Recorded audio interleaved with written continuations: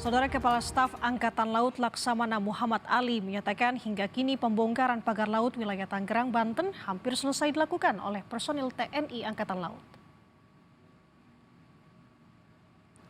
Kepala Staf Angkatan Laut Laksamana Muhammad Ali menegaskan TNI AL berkomitmen menjaga perairan laut. Menurut Kasal, saat ini pembongkaran pagar laut yang menjadi polemik sudah hampir selesai dikerjakan. Muhammad Ali menegaskan wilayah laut sejatinya harus dapat dimanfaatkan oleh masyarakat nelayan dan TNI AL berkomitmen terus menjaga wilayah laut dan memastikan nelayan tidak mendapat kesulitan saat mencari ikan.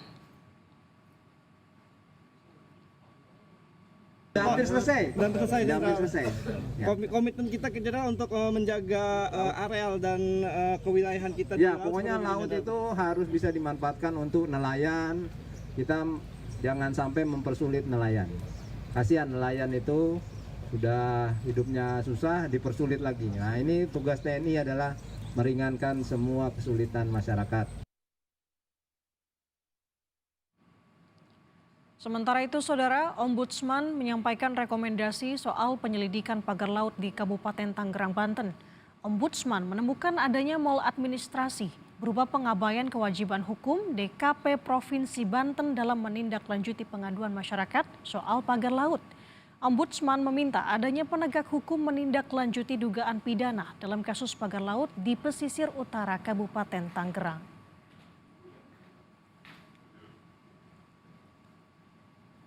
Terkait dengan pidananya, ya, kita minta para penegak hukum untuk segera mungkin masuk dan membuktikan bahwa ada indikasi pidana, khususnya terkait dengan status tanah, di mana kami meyakini ada keterkaitan yang sangat kuat antara pagar laut dengan upaya penguasaan ruang laut, ya, di mana ada dua kali upaya. Upaya yang pertama adalah 370 hektar yang berhasil menjadi 263 bidang SHGB yang saat ini 50 sudah dicabut, dan ada upaya 1.400-an, hampir 1.500 hektar lagi pada lokasi yang berhimpitan dengan pagar laut. Sementara Dinas Kelautan dan Perikanan Sulawesi Selatan mengungkap adanya seorang warga memiliki sertifikat hak milik terhadap laut di Kabupaten Maros, Sulawesi Selatan. Lahan tersebut diketahui seluas 0,8 hektar di kawasan ekosistem mangrove yang terletak di sekitar pangkalan pendarat ikan di Bonto Bahari. Dinas Kelautan mengungkapkan sertifikat telah diterbitkan oleh Kementerian ATR BPN. Hal ini ditemukan setelah melakukan rapat dengan beberapa instansi terkait serta mencocokkan data dari website ATR BPN dengan peta tata ruang wilayah provinsi. BPN yang bisa dilihat itu secara online daerah-daerah mana yang sudah ada sertifikatnya, baik sertifikat hak milik maupun hak guna. Nah, setelah kita lihat di sini nih, ini ada sertifikatnya, sudah ada hak milik ya, statusnya itu bisa dilihat di sebelah sana di bidang tanah itu. Kepemilikan wilayah perairan juga ditemukan di Sumeneb, Jawa Timur. 20 hektar wilayah perairan sejak 16 tahun lalu ternyata dimiliki oleh perorangan.